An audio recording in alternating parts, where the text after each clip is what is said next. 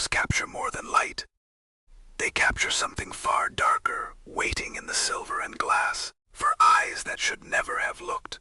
Some photographs steal a piece of your soul the moment the shutter clicks, and once it is taken, it can never be given back.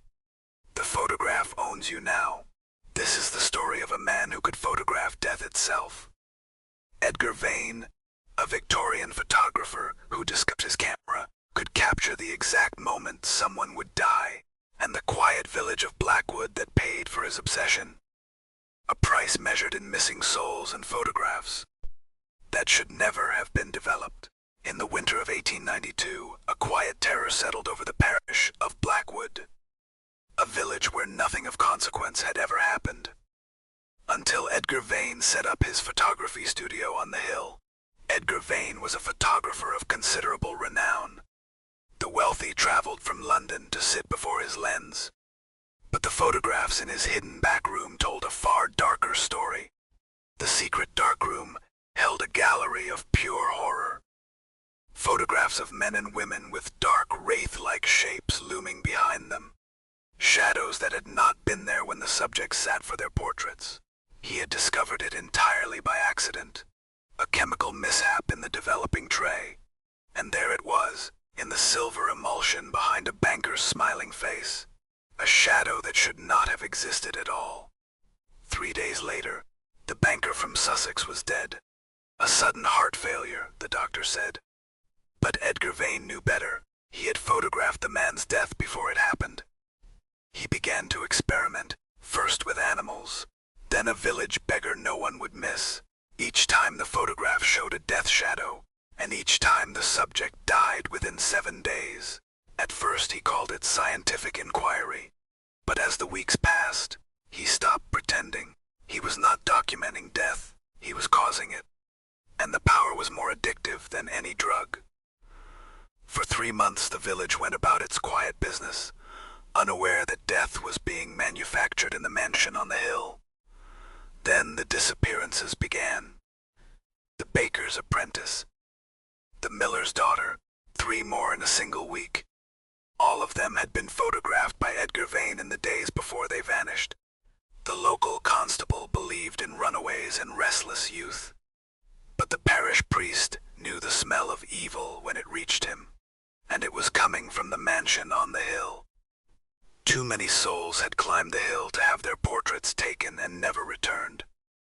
The guest book held dozens of names, most crossed out with a single stroke of black ink. The inspector arrived on a gray November morning, when the fog was so thick you could barely see your own hand before your face. He carried a brass lantern and questions that demanded answers. Edgar Vane received him with a smile that was all practiced warmth and no genuine heat. He offered tea, he offered a tour of his studio, and all the while, something behind his eyes watched with the patience of a spider. The inspector studied the portrait wall with growing dread. His lantern beam swept across faces that seemed to watch him back, and then he noticed something that made his blood run cold. Every portrait on the wall was dated within the last 30 days. Every single subject was among the missing. He turned to confront the photographer, his hand moving toward his revolver. "Where are they now?" the inspector demanded. The photographer turned from his camera with slow deliberation. He smiled and said absolutely nothing. The silence stretched until it became unbearable. Then he did something far worse than deny it. He gestured to the ornate Victorian portrait chair before his camera. The same chair that had held the heads of so many who were now dead. The inspector declined with his hand on his revolver. He announced he would return with a warrant, with men, with whatever force was necessary to tear this house apart plank by plank. But as the inspector hurried down the snow-covered path, Edgar Vane was already preparing a fresh glass plate. He had captured enough of the man's image to work his dark magic. The shadow was already growing. That evening, the inspector fortified the constabulary like a man preparing for siege. He barred every door, he boarded every window, he loaded every weapon he owned. He was not going to die without a fight. He wrote a letter to his wife. He wrote his final report. Then Then he sat in the candlelit silence and waited for midnight, knowing with the certainty of a condemned man exactly when it would come. The clock struck midnight. With each chime, the temperature dropped further, until the inspector could see his own breath crystallizing in the air. The candles guttered, and half of them died at once. Then came the knock at the door, 3 impacts that were not the sound of knuckles on wood. They were the sound of something vast pressing against the barrier between worlds. The door bowed inward. The inspector fired both barrels through the door, the muzzle flashes illuminating the room in blinding white. The door exploded outward, but through the shattered frame there was only darkness. Pure, absolute, hungry darkness. The darkness poured through like black water, through a broken dam. It flowed across the floor, and where it touched, the wood rotted centuries in seconds. The inspector fired his revolver into the mass, but the bullets passed through like stones through smoke. By dawn, the constabulary stood empty. The inspector's shotgun lay on the floor. His notebook was open on the desk. But the inspector himself was gone, as if erased from the world entirely. His final entry named the photographer as the source of all evil. Edgar Vane was written in desperate letters, underlined 3 times. With such force the pen carved grooves into the paper, and in the margin, a single word appeared that the inspector had not written himself. A word in thin, spidery, ancient handwriting. The word was demon, and the ink was still wet. The parish priest was the one who found the notebook. He had served God for 40 years and never once believed the darkness in his Bible was mere metaphor. Evil was real, and it lived in the mansion on the hill. He knew what had to be done. He knelt before the ancient altar, and with trembling hands lifted the heavy stone slab beneath. Inside lay a wooden reliquary that had waited 7 centuries for this moment. Inside the casket lay a silver crucifix forged in the Holy Land during the Crusades, blessed by a saint whose name was lost to history. Beside it, a crystal vial of holy water that glowed with its own faint inner light. The priest walked alone up the snow-covered path to the mansion, the crucifix held before him like a shield. He was an old man with a weak heart, but the fear had been burned out of him, replaced by cold, righteous fury. The iron gate swung open without being touched. The front door stood open, revealing a darkness within that was deeper than any absence of light. The crucifix blazed white, pushing the shadows back like a physical force. The hallway stretched before him like the throat of a sleeping beast. Wallpaper peeled in long strips. Portraits showed faces frozen in torment. The stairs creaked under his feet as he climbed toward the darkroom door.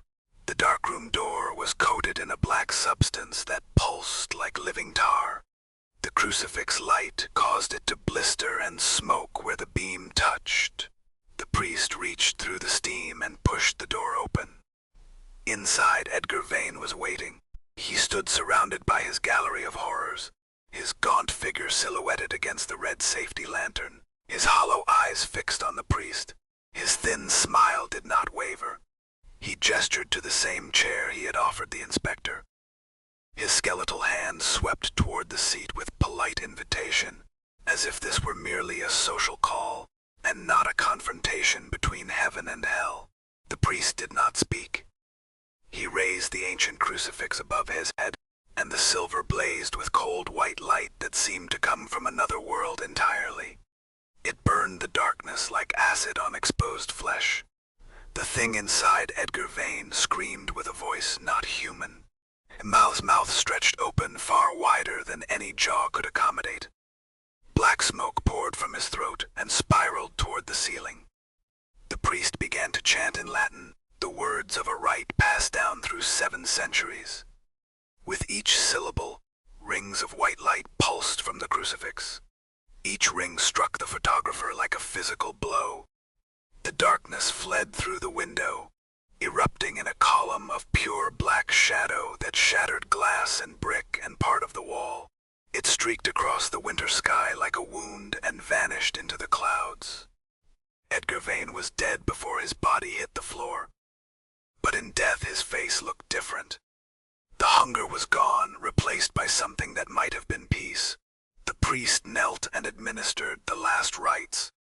One by one, the hundreds of photographs on the walls began to fade, faces dissolved. Shadowy figures vanished, until every print in the room had turned to blank white paper, as if the darkness was covering its tracks. Only one photograph remained, an old image of Edgar as a young man with a kind face and bright eyes, standing beside his wife and child. A family portrait from another life, taken long before the darkness found him. The priest piled everything in the center of the darkroom and set the fire. By sunset, the mansion on the hill was burning, and the column of smoke could be seen from 3 villages away. Edgar Vane was buried that night in unconsecrated ground at a crossroads. His grave was marked with a simple wooden cross that bore no name.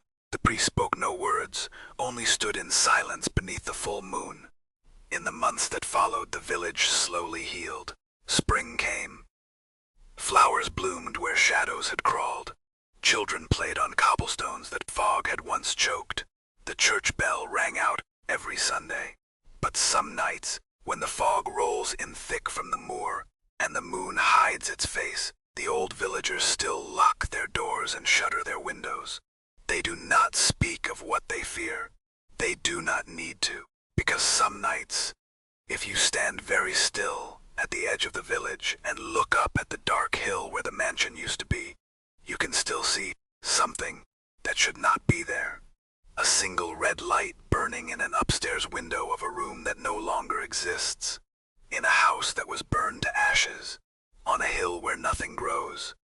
And if you look long enough, a silhouette moves across the red glow and pauses, as if someone is still working in the dark room, as if someone is still developing photographs, as if someone is still waiting for the next face to capture and the next soul to steal, because some photographs never stop taking, and somewhere in the darkness, a camera shutter clicks, another glass plate slides into the developing tray, and the red lantern burns on and on and on, waiting for the next story to begin. Thank you for watching The Last Portrait. If you enjoyed this dark tale, subscribe to Darkroom Diaries and ring the bell. We release a new Gothic horror story every single week, and the next one is already developing in the darkroom. Hit subscribe and turn on notifications. More dark tales await you in the shadows. Stories of things that should not be, of places where the veil between worlds grows thin. Welcome to Darkroom Diaries. We will see you in the dark.